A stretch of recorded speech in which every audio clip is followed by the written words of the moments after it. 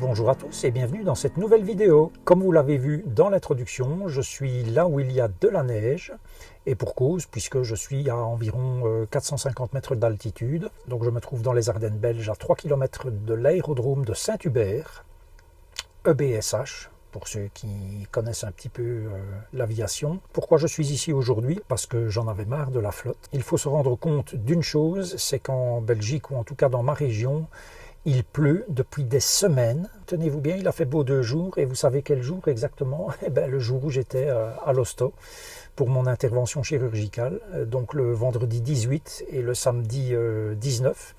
Il a fait grand ciel bleu et évidemment, je n'en ai guère profité.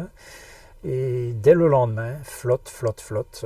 Alors aujourd'hui, c'est beaucoup de pluie et de vent en dessous de 400 mètres d'altitude. Des vents jusqu'à 100 km/h. C'est une vraie calamité pour la van life. Franchement, ras la caisse de ce temps pourri. Là où je suis maintenant, sur ce petit parking, heureusement, je suis à l'abri du vent grâce aux arbres. Mais il faut quand même chauffer. Et voilà, l'isolation de ce van étant ce qu'elle est, on fait avec. Pour cette peut-être dernière vidéo de 2020, je vous ai concocté une petite checklist livraison que vous pouvez télécharger. Je mets le lien en description ici en dessous. Donc le fichier PDF se trouve sur le site web du Vanulis. Pourquoi j'ai eu l'idée de cette checklist? Eh bien tout simplement pour que vous ne vous fassiez pas avoir comme moi je me suis fait avoir avec ce van. Le but, c'est que vous puissiez avoir cette checklist avec vous lorsque vous prenez livraison de votre van. Alors bien évidemment, avec l'expérience, on est toujours plus malin. Et j'aurais eu cette checklist à la livraison de mon véhicule. Il y a fort à parier, et c'est même quasiment certain que j'aurais refusé la livraison. Donc vous en faites ce que vous voulez de cette liste. Moi, pour moi, chacun des points qui n'est pas correct dans cette liste doit faire l'objet d'un refus de livraison du véhicule. Il faut que ces concessionnaires qui se foutent de nous arrêtent de nous prendre pour des imbéciles. Et attention, moi les problèmes que j'ai sont extrêmement mineurs en comparaison de problèmes rencontrés notamment par la chaîne Family Découverte. Eux, c'est vraiment de la mise en danger d'autrui auquel ils ont fait face. Les boulons de siège qui ont été remplacés par n'importe quoi. Enfin, c'est scandaleux, quoi. Je vous conseille vivement, lorsque vous allez prendre livraison de votre véhicule, de prendre votre bouteille de gaz. C'est pour ma part ce que j'avais fait. J'avais même été déposer ma bouteille de gaz avant livraison. Pourquoi? Parce que dans ce V594, V594 Max, l'emplacement pour les bouteilles de gaz ne permet pas d'y mettre une bouteille de taille normale. Les grandes bouteilles bien lourdes sont des 10 kg, je pense, 10 ou 13, je ne sais plus exactement. Et donc j'avais opté pour ce que je vous montre ici sur le côté, une Primagaz Easy Blue. C'est une bouteille de 6 kg, extrêmement légère. J'en ai deux, une à gauche, une à droite. Et cette bouteille dispose d'un connecteur DIN. Et donc la ligne d'origine qui est dans le véhicule ne convient pas pour des bouteilles qui ont un raccord DIN. Il faut une lyre avec une espèce de tout fin tuyau, une tute comme on dit nous en Belgique, qui rentre dans la bouteille et puis après on visse, oui c'est un filet gauche évidemment, pour ne pas vous retrouver avec une grosse surprise au moment où vous rentrerez avec le véhicule chez vous et vous constaterez que la lyre ne correspond pas. L'idéal c'est de partir avec la bouteille de gaz et comme ça éventuellement la concession peut directement changer la lyre et mettre une lyre ad hoc. Autre avantage d'avoir votre bouteille de gaz, vous allez pouvoir tester le fonctionnement du frigo et vous allez pouvoir tester le fonctionnement de la cuisinière et éventuellement tester le fonctionnement de tout le système de chauffage pour les véhicules qui ne disposent pas d'un chauffage sur carburant. Chez Chausson et Challenger en tout cas, c'est du chauffage carburant avec en plus le Truma CP+. Donc pour le tester, s'il n'y a pas un quart dans le réservoir, ça sera un petit peu plus compliqué. Vous devez aussi exiger qu'on mette tout le circuit d'eau sous eau. Donc il faut qu'il mette une vingtaine de litres dans le circuit, l'amorcer, ce qui va pouvoir vous permettre de tester notamment l'extension de la douchette qu'on fixe au-dessus pour prendre sa douche et ne pas se retrouver avec des surprises comme moi j'ai eu quand j'ai voulu prendre la toute première fois ma douche. À l'arrière du véhicule, vérifiez que les deux portes arrière sont bien de niveau, parce que dans mon cas, elles étaient décalées. Et donc, l'antivol qu'ils avaient mis, IMC, un antivol IMC ou LMC, je ne sais pas, c'est vraiment de la cochonnerie. Pour les antivols extérieurs, ça vaut vraiment rien. Mais toujours est-il que moi, je n'ai jamais su les mettre une fois que j'ai eu quitté la concession et j'ai vu qu'en fait, les portes n'étaient pas alignées. Donc, j'ai mis un petit feutre en dessous d'une porte, ce qui fait que maintenant, lorsque je la referme, elles sont bien à niveau et je peux mettre l'antivol qu'ils ont placé. Mettre votre bouteille de gaz, vérifiez que ces portes de soute à gaz fonctionnent correctement et puis vous rentrez dans le véhicule. Et on va passer maintenant à l'avant, à la cabine. Première chose à faire dans la cabine, mettre le moteur en route. Ça vous évitera les déconvenues telles que j'en ai eu, avec un voyant moteur qui était allumé et que le concessionnaire vous raconte n'importe quoi en vous disant oui, ça va disparaître, ne vous tracassez pas. C'est normal, il y a ça sur tous les véhicules. C'est texto ce qu'on m'a répondu. Bien entendu, moi, une demi-heure après, j'étais chez Fiat. Et quand je leur ai dit ça, ils m'ont bien évidemment ri au nez, parce que ce n'est évidemment pas du tout normal. Ce véhicule est neuf, il ne doit pas avoir de défaut moteur ni autre. Second point dans la cabine, le frein à main. Les deux vannes que j'ai eues à quelques mois d'intervalle avaient leur frein à main qui n'était pas réglé correctement. D'origine, donc en sortie d'usine de chez Fiat, ce n'est pas réglé. Et j'ai eu des commentaires me disant « Ah mais oui, moi j'ai exactement la même chose ». Donc je pense qu'une majorité de Fiat Ducato qui sortent d'usine n'ont pas leur frein à main réglé, pas plus que leur phare d'ailleurs. Donc le frein à main, au grand maximum, 5 clics. Ça vous évitera, quand vous tournez votre siège, d'avoir la base du siège qui va toquer contre le frein à main. C'est donc un point à vérifier. Si ça n'est pas réglé, la concession se démerde. La concession va elle-même chez un concessionnaire Fiat pour faire régler ça. Ce n'est pas vous, clients, qui prenez livraison d'un nouveau véhicule à 50 000 boules, qui devez courir chez Fiat pour faire régler tout ce qui n'a pas été fait correctement en usine. Je suis désolé. S'ils ne veulent pas, refus de livraison. C'est pas plus compliqué que ça. Et vous allez voir que la musique changera quand ils entendront ce genre de discours. Troisième point, ce genre de garniture. Vous voyez le petit morceau argenté. Alors moi ici c'est une cabine tout à fait basique qui n'a pas les décorations argentées. Mais dans le premier van, ce machin-là manquait. Donc. Point suivant, et là on descend un petit peu, tous ces caches que vous voyez ici en dessous des sièges. Pareil en dessous du siège passager, eh bien il faut vérifier qu'ils sont mis correctement. Vous voyez le mien ici, il ne tient même pas. Donc je n'ai jamais rouspété parce que c'est comme ça et que ça ne me gêne pas. Mais il n'y a pas de raison que ça soit mal mis. Et si c'est mal mis, monsieur, le véhicule n'est pas conforme, soit vous me le réglez tout de suite, soit je n'en prends pas livraison. Store de cabine, en général, il n'y a pas de problème. Alors moi ici, dans le V594, le store du pare-brise, c'est un store qui va de bas en haut. Voilà, donc vérifiez-le. Vérifiez qu'il reste bien au-dessus. Vérifiez qu'il va bien jusqu'au-dessus. Et vérifiez les stores latéraux ici. En général, il n'y a pas trop de problème. Voilà. Donc vous ouvrez, vous fermez. Et vous vérifiez que tous les plastiques qu'il y a, toutes les petites parties plastiques qu'il y a sur ces stores sont bien présentes et qu'il n'y a rien de cassé. On passe maintenant à la cellule. Pour la cellule, premier point, vous testez. Je vais bouger un petit peu le sapin de Noël. Voilà. Premier point, vous testez le store de cabine.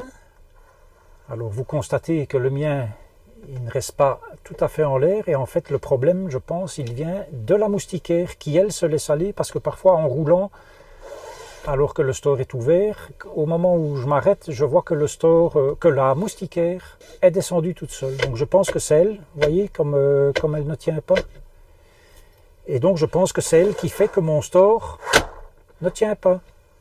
Voilà, boum, il se rouvre tout seul, comme un grand. Alors moi j'ai réglé le problème avec une tige métallique. Pourquoi? Parce que pour régler ceci, il faut décapitonner tout ce machin-là. Et vous n'êtes pas sans savoir qu'ils m'ont réparé ou tenté de réparer chez mon concessionnaire des problèmes de verrou de baie vitrée avec des rondelles. Moi, voyant ça, j'ai pas envie qu'ils viennent me décapitonner tout ça et puis qu'à la moindre bosse, ça fera clink-clonk sans arrêt. Donc, moi, je vais laisser ça comme ça, mais au moment où vous prenez livraison de votre véhicule, si ça ne tient pas correctement, refus. Les verrous de la baie vitrée. Donc, je vous avais montré qu'en fait, chez moi, ici, ce verrou-ci,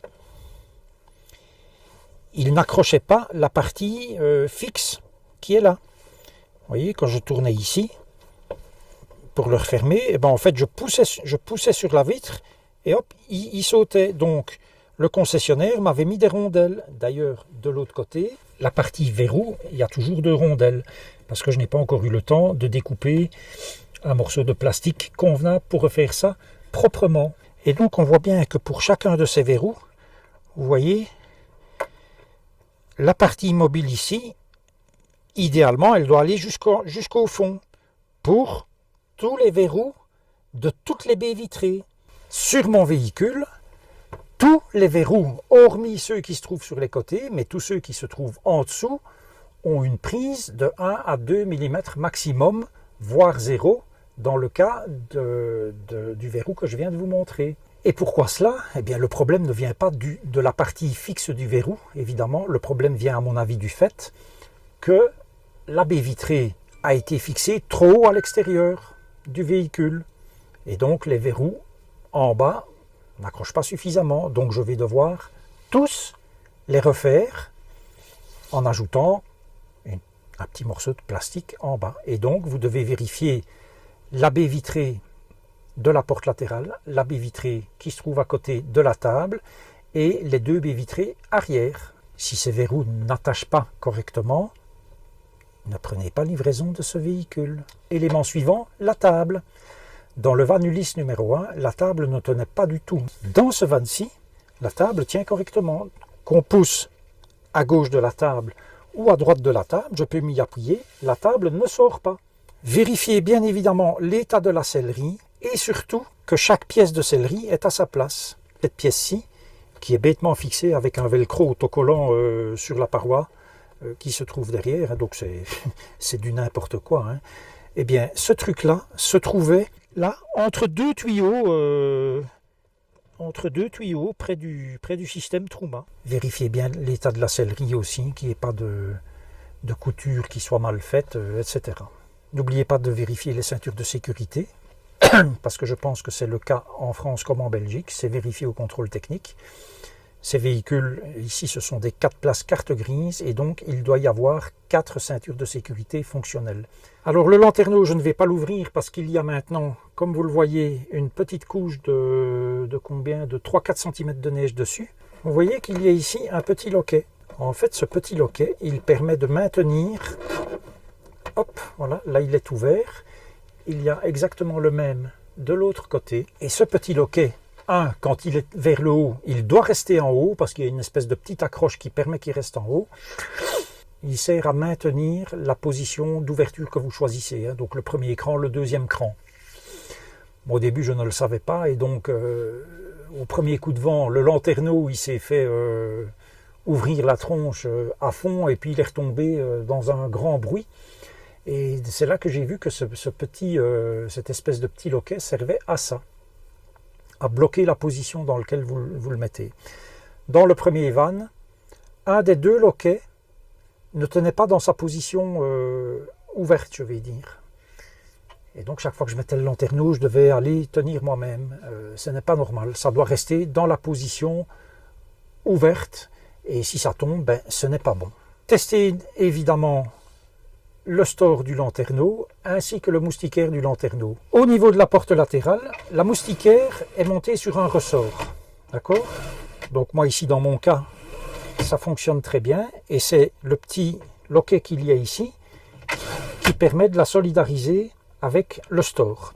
Quand vous arrivez à une des positions, tac, en fait il y a un trou ici sur le côté, à gauche et à droite, qui permettent de maintenir ce store dans cette position-là. Et puis nous avons la position, il y en a une deuxième, voilà ici, et puis il y a la position fermée. Et bien en fait chez moi, voilà, chez moi, le trou qui se trouve à droite n'est pas à la même hauteur que le trou qui se trouve à gauche. Vous voyez que la petite tute qui rentre pour coincer le store à gauche, elle est bien dedans, mais à droite, que nenni. Et alors si je force pour le mettre dedans, eh bien le store est de traviole. Voilà, donc je ne force pas, parce que ça ne sert à rien. Donc c'est quelque chose à vérifier aussi. On n'y pense pas, surtout quand on prend livraison de son véhicule un jour où il ne fait pas très beau, ou hors saison je vais dire, mais si vous avez une moustiquaire de porte latérale, vous savez la toute grande moustiquaire, testez-la aussi, fermeture complète, ouverture complète, et ça doit rentrer facilement, ça doit pouvoir se rentrer sans problème. Autre chose à vérifier, tous les interrupteurs. Bon, il n'y en a pas 50, hein. Il y a celui qui se trouve ici au-dessus de la dinette. Moi, il se fait que dans mon cas, vous voyez, hop, ça s'est éteint, parce que l'interrupteur ne tient pas. Bon, maintenant, à la longue, il commence à aller un petit peu mieux, mais au début, il fallait vraiment que je pousse fort pour qu'il reste en place, et je pense que c'est simplement à cause de la prise USB, la double USB qu'ils m'ont rajoutée. Voilà, et l'interrupteur, sans doute, après, n'a pas été testé. Donc, il y a cet interrupteur-là. Il y a l'interrupteur au-dessus de la cuisine. Vérifiez que ça fonctionne bien. Vérifiez également le fonctionnement correct de toutes les LED qui constituent les bandeaux LED d'origine dans le véhicule. Donc, il y a le bandeau LED ici au-dessus de la dinette, mais qui se poursuit ici à l'intérieur dans la cabine.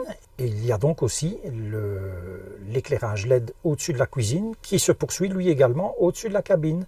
Je vous mets une petite photo ici avec votre smartphone. Il est très facile de vérifier que toutes les LED sont bien fonctionnelles. Là encore, référence à une vidéo de la chaîne YouTube Family Découverte où on voit que sur son véhicule qui est relativement récent, il y a une palanquée de LED qui ne fonctionne plus. Ce n'est pas normal. Les vérifier avant livraison, ça ne présage en rien qu'elles fonctionneront encore correctement 3 mois après. Mais au moins, vous l'aurez vérifié avant la livraison. Vérifiez toutes les ouvertures et fermetures d'armoire. Voilà, ceci, hop, vous vérifiez que ça ferme bien, que ça se verrouille bien, sans devoir pousser dessus ou taper un coup dessus pour que ça fasse clic. Donc, les 3 tiroirs. Dans le cas du chausson ici, on a 3 tiroirs au niveau du bloc cuisine. Il y a l'armoire au-dessus du bloc cuisine, il y a l'armoire ici au-dessus de la table. Vérifiez le fonctionnement des piezo du brûleur. Dans les chaussons, les Challenger et j'imagine d'autres, vous avez un piezo mécanique qui permet d'allumer le gaz. Il se fait que là encore, moi, j'ai constaté que pour le bec de gauche, il n'y avait pas de piezo qui fonctionnait.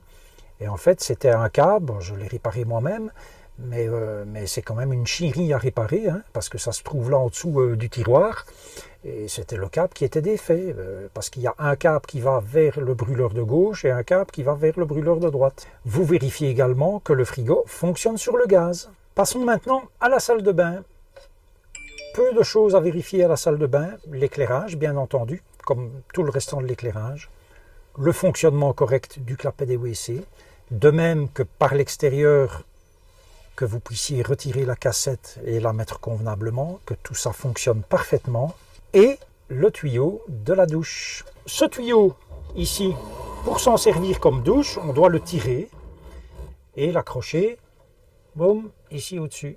Eh bien, lorsque j'ai pris ma première douche dans ce van, c'était quelques jours après la livraison, oh surprise, je tire le tuyau, je l'accroche au-dessus, pas une goutte d'eau qui coulait. Je me dis, tiens, c'est bizarre. Je rentre le pommeau dans son logement, l'eau coulait, et puis donc j'ai eu vite compris que voilà, j'ai tiré petit à petit, et arrivé à 1 mètre d'extension, c'est fini, les tuyaux se tordaient à l'intérieur, et c'était un mishmash complet, donc j'ai tout démonté moi-même, ce qui m'a permis de voir comment chausson perçait des trous. Si l'eau ne coule pas quand vous faites votre essai, vous refusez la livraison. Au niveau de la chambre, il n'y a pas grand-chose à vérifier d'autre que le fonctionnement correct de l'éclairage. Prise USB, j'ai oublié de vous mentionner cela, prenez avec vous le câble de votre smartphone pour tester le fonctionnement correct des prises USB. celles qui sont accrochées aux lampes de chevet, celles qui se trouvent ici, en dessous de la banquette.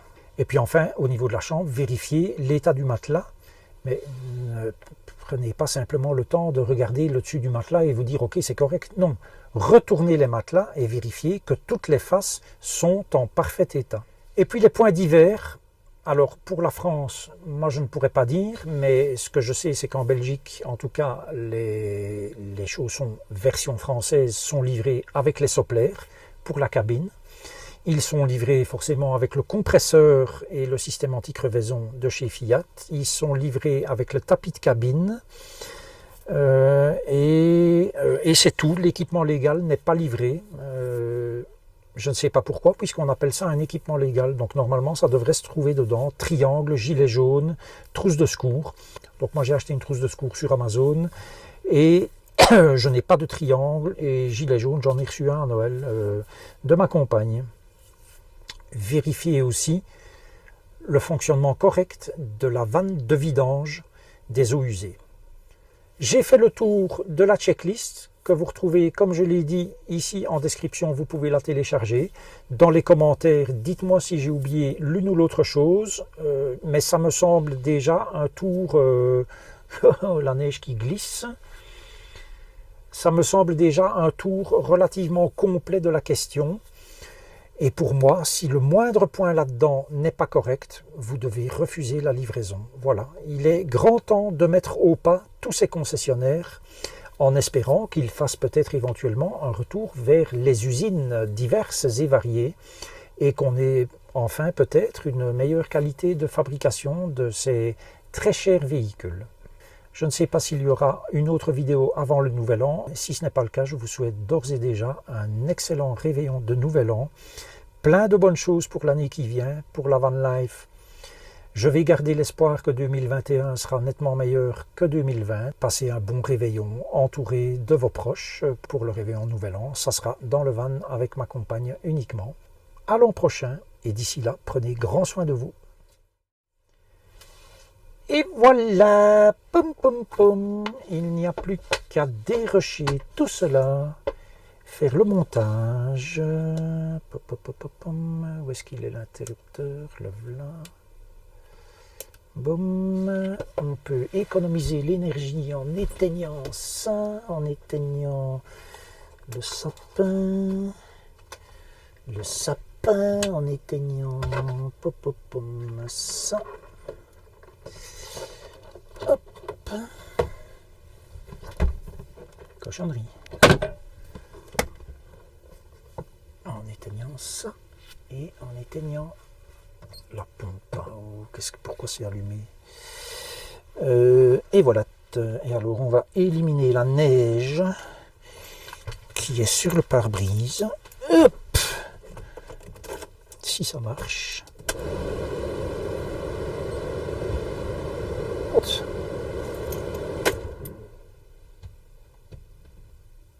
Ah ouais. Pas bon du tout.